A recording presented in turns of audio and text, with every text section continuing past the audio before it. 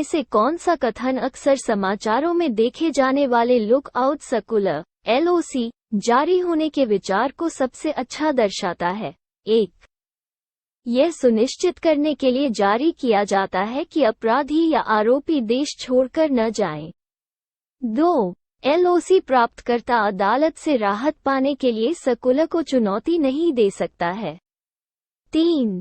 जरूरी नहीं कि लुक आउट नोटिस से गिरफ्तारी हो। नीचे दिए गए कूट का प्रयोग कर सही उत्तर चुनिए। A 1 और 2, B केवल 2, C 1 और 3, D 1, 2 और 3।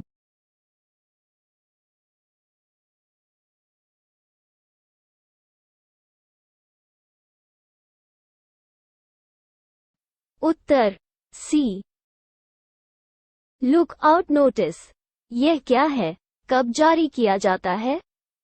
मूल दिशानिर्देश भारतीय नागरिकों के संबंध में LOC का प्रकाशन गृह मंत्रालय MHA द्वारा जारी किए जाते हैं। LOC यह सुनिश्चित करने के लिए जारी किया जाता है कि कोई व्यक्ति जो फरार है या कानून प्रवर्तन एजेंसियों द्वारा वांछित है, देश छोड़ने हेतु योग्य नहीं है। ज्यादातर यह आप्रवासन शाखा द्वारा अंतर्राष्ट्रीय हवाई अड्डों और बंदरगाहों के आप्रवासन चौकियों पर उपयोग किया जाता है। इसका उपयोग यह सुनिश्चित करने के लिए भी किया जाता है कि अपराधी आरोपी देश में प्रवेश न करें। कुछ मामलों में पुलिस देश के बाहर किसी व्यक्ति के आवागमन को प्रतिबंधित करने के लिए अदालत से संपर्क कर सकती है, जब वो व्यक्ति संदिग्ध हो और इस बात की आशंका हो कि वे बाद के चरण वाले जांच में शामिल नहीं हो सकते हैं।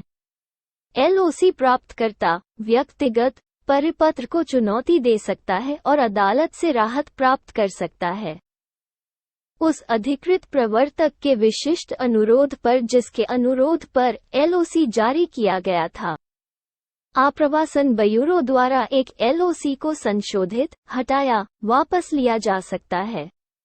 LOC कौन जारी कर सकता है?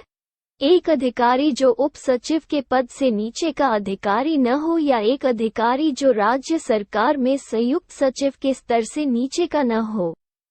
एक जिला मजिस्ट्रेट या पुलिस अधीक्षक। विभिन्न कानून लागू करने और सुरक्षा एजेंसियों के नामित अधिकारी, इंटरपोल का एक नामित अधिकारी, एक अधिकारी जो गंभीर धोखाधड़ी जांच कार्यालय में अतिरिक्त निदेशक के पद से नीचे का अधिकारी न हो, और कॉर्पोरेट मामलों का मंत्रालय। क्या LOC से गिरफ्तारी होती है? ऐसा जरूरी नहीं है। वे किसी व्यक्ति को देश में प्रवेश करने से रोकने या संबंधित जांच एजेंसियों को सूचित करने के लिए केवल उस व्यक्ति को रोकने की मांग भी कर सकते हैं जिसके खिलाफ यह परिपत्र जारी किया गया है। LOC प्रोफार्मा में स्थानीय पुलिस जांच एजेंसी में व्यक्ति को हिरासत में लेने का अनुरोध भी होता है, जो आमतौर पर गिरफ्तारी की ओर ले जाता है। हाल ही खबरों में रहे गोरशे नृत्य का संबंध मूलतः किससे है? A Bhutan, B Tibet, C Myanmar, D Nepal.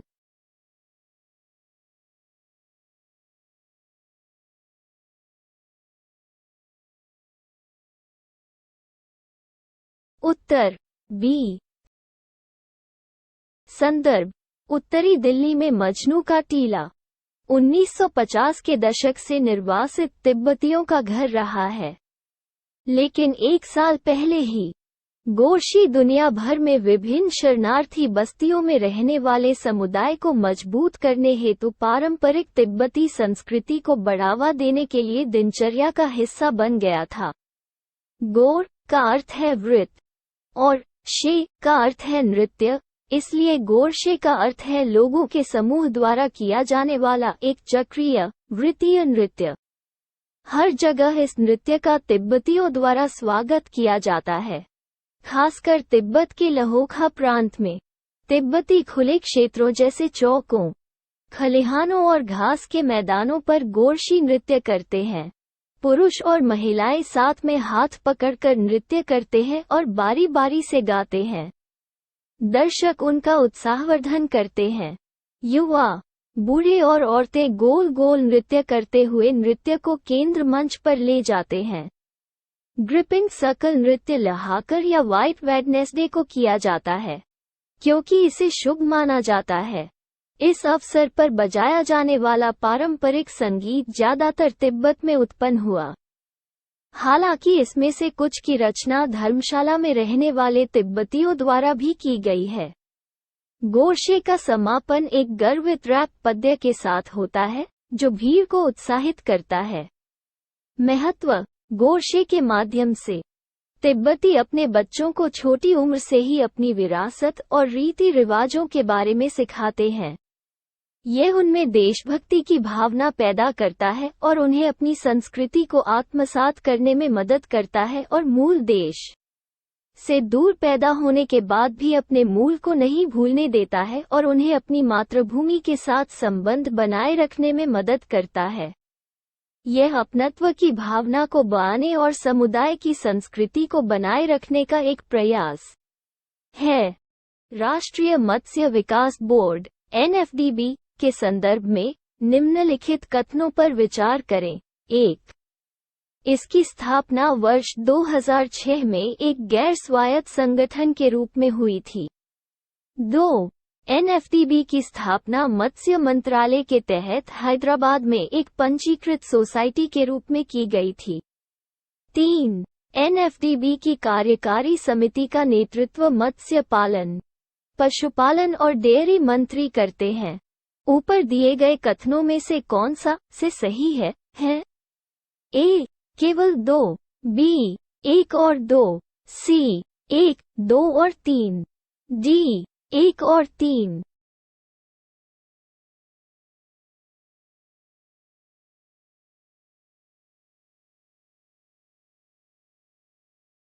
उत्तर ए। राष्ट्रीय मत्स्य विकास बोर्ड (NFDB) की स्थापना वर्ष 2006 में मत्स्य पालन विभाग, मत्स्य पालन, पशुपालन और डेयरी मंत्रालय के प्रशासनिक नियंत्रण के तहत एक स्वायत्त संगठन के रूप में की गई थी, ताकि देश में एकीकृत और समग्र तरीके से मछली उत्पादन और उत्पादकता बढ़ाया जा सके और देश में मत्स्य विकास का समन्वय किया जा सके।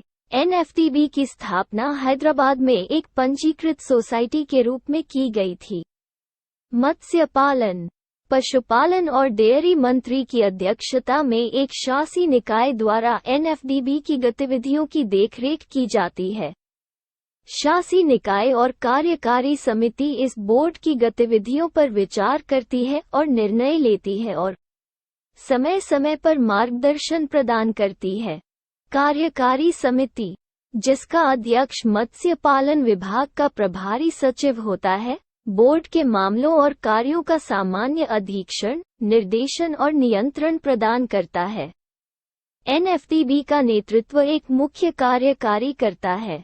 उद्देश्य: मात्स्यिकी और जलीय कृषि, उत्पादन, प्रसंस्करण, भंडारण, परिवहन और विपणन पर ध्यान केंद्रित करना, प्राकृतिक जलीय संसाधनों का स्थायी प्रबंधन और संरक्षण प्राप्त करना, मात्स्यिकी से उत्पादन और उत्पादकता को इष्टतम बनाने के लिए अनुसंधान और विकास के आधुनिक उपकरणों को लागू करना, प्रभावी मात्स्यिकी प्रबंधन और इष्टतम उपयोग के लिए आधुनिक बुनियादी ढांचा तंत्र प्रदान करना, मात्स्यिकी क्षेत्र में महिलाओं को प्रशिक्षण देना और उन्हें सशक्त बनाना और पर्याप्त रोजगार भी पैदा करना, खाद्य और पोषण सुरक्षा में मछलियों के योगदान को बढ़ाना। भारतीय जैविक डेटा केंद्र (IBDC) के संबंध में निम्नलिखित कथनों पर विचार करें। 1. IBDC भारत में जीवन विज्ञान डेटा के लिए पहला राष्ट्रीय भंडार नहीं है। 2. इसे एशिया में सार्वजनिक रूप से वित्त पोषित अनुसंधान से उत्पन्न सभी जीवन विज्ञान डेटा को संग्रहीत करने का अधिकार है। 3. इसे राष्ट्रीय सूचना विज्ञान केंद्र के सहयोग से फरीदाबाद में स्थापित किया जा रहा है। ऊपर दिए गए कथनों में से कौन सा से सही है? ए. 1 और 2, B. 2 और 3, C. केवल 3, D. 1, 2 और 3।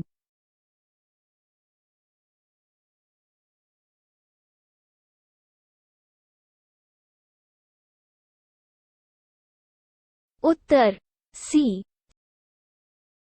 संदर्भ: भारत सरकार ने फरीदाबाद, हरियाणा में जीवन विज्ञान डेटा के लिए भारत का पहला राष्ट्रीय भंडार Indian biological data centre (IBDC) राष्ट्र को समर्पित किया।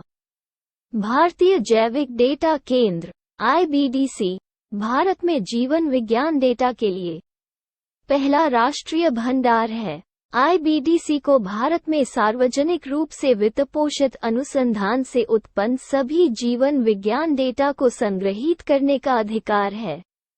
डेटा सेंटर जैव प्रौद्योगिकी विभाग (DBT) के माध्यम से भारत सरकार द्वारा समर्थित है।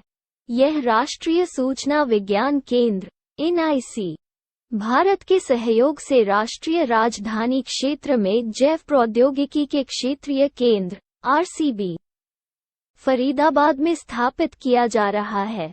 IBDC को भारत में निकट भविष्य में उभरने वाले सभी जीवन विज्ञान डेटा के लिए एक प्रमुख डेटा रिपॉजिटरी के रूप में स्थापित की परिकल्पना की गई है। IBDC डैशबोर्ड पूरे भारत में अनुकूलित डेटा सबमिशन, एक्सेस, डेटा विश्लेषण सेवाएं और real time SARS-CoV-2 variant monitoring प्रदान करता है। जीवन विज्ञान डेटा की विषमता के कारण IBDC को एक मॉड्यूलर प्रकृति में विकसित किया जा रहा है, जिसमें विभिन्न अनुभाग विशेष प्रकार के जीवन विज्ञान डेटा से निपटेंगे। प्रत्येक IBDC अनुभाग में समर्पित डेटा सबमिशन और एक्सेस अवसंरचना होगा। इसके अलावा जीवन विज्ञान डेटा संग्रह करने के अलावा IBDC जीवन विज्ञान के विभिन्न क्षेत्रों में ज्ञान की खोज को सुविधाजनक बनाने के लिए उच्च संगठित डेटा सेट को भी विकसित करेगा। यह जैविक डेटा विश्लेषण के लिए बुनियादी ढांचा और विशेषज्ञता भी प्रदान करेगा। मौलिक रूप से IBDC सुचित्ता के सिद्धांतों के अनुसार डेटा साझा करने की भावना के लिए प्रतिबद्ध है, जबकि IBDC भारत में निकट भविष्य में उभरने वाले जीवन विज्ञान डेटा के प्रमुख भंडार के रूप में कार्य करेगा। यह वैश्विक वैज्ञानिक समुदाय की आवश्यकताओं को पूरा करने के लिए लगातार प्रयास करेगा। अटल न्यू इंडिया चैलेंज (ANIC) के संदर्भ में निम्नलिखित कथनों पर विचार करें। 1.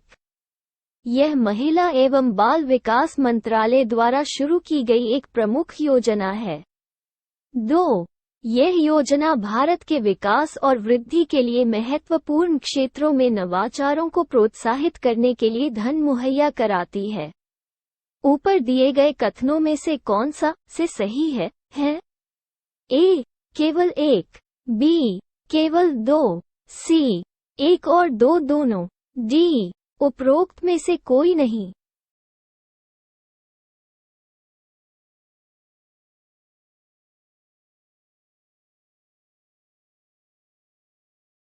उत्तर B। संदर्भ: अटल innovation mission (M) NITI Aayog ने अटल न्यू इंडिया चैलेंज (ANIC) के दूसरे संस्करण के चरण 2 के तहत महिला केंद्रित चुनौतियों का शुभारंभ किया। इस बात को ध्यान में रखते हुए कि एक महिला समाज की एक वास्तुकार है, ANIC की महिला केंद्रित चुनौतियां जीवन के सभी क्षेत्रों से महिलाओं के सामने आने वाले प्रमुख मुद्दों को संबोधित करती हैं, जिसमें नवाचार के माध्यम से महिला स्वच्छता को बढ़ावा देना, महिलाओं की सुरक्षा में सुधार के लिए नवाचार, महिलाओं के लिए पेशेवर अवसर और सहजता, और इन सब में ग्रामीण महिलाओं का जीवन शामिल है। अटल न्यू इंडिया चैलेंज अटल न्यू इंडिया चैलेंज अटल इनोवेशन मिशन नीति आयोग का एक प्रमुख कार्यक्रम है। कार्यक्रम का उद्देश्य प्रौद्योगिकी आधारित नवाचारों की तलाश, चयन, समर्थन और पोषण करना है, जो राष्ट्रीय महत्व और सामाजिक प्रासंगिकता की क्षेत्रीय चुनौतियों का समाधान करते हैं। अटल न्यू इंडिया चैलेंज (ANIC) का दृष्टिकोण है राष्ट्रीय महत्व और सामाजिक प्रासंगिकता, उत्पादन की समस्याओं को हल करने वाली मौजूदा तकनीकों से उत्पाद बनाने में मदद करना, भारत के संदर्भ में नए समाधानों को व्यावसायीकरण के माध्यम से बाजार और ग्राहकों तक पहुंचाने में मदद करना, एएनआईसी कार्यक्रम के प्राथमिक लक्ष्यों में से एक भारत के विकास और विकास के लिए महत्वपूर्ण क्षेत्रों, शिक्षा, स्वास्थ्य, जल और स्वच्छता, कृषि, खाद्य प्रसंस्करण, आवास, ऊर्जा, गतिशीलता, अंतरिक्ष अनुप्रयोग आदि में नवाचारों को प्रोत्साहित करना है। एएनआईसी प्रोटोटाइप चरण में नवाचारों की भी मांग करता है और 12 से 18 महीनों के दौरान व्यावसायीकरण चरण के माध्यम से चयनित स्टार्टअप को 1 करोड़ रुपये तक का वित्त पोषण और एआईएम नवाचार पारिस्थितिकी तंत्र से अन्य संबद्ध समर्थन का समर्थन करता है।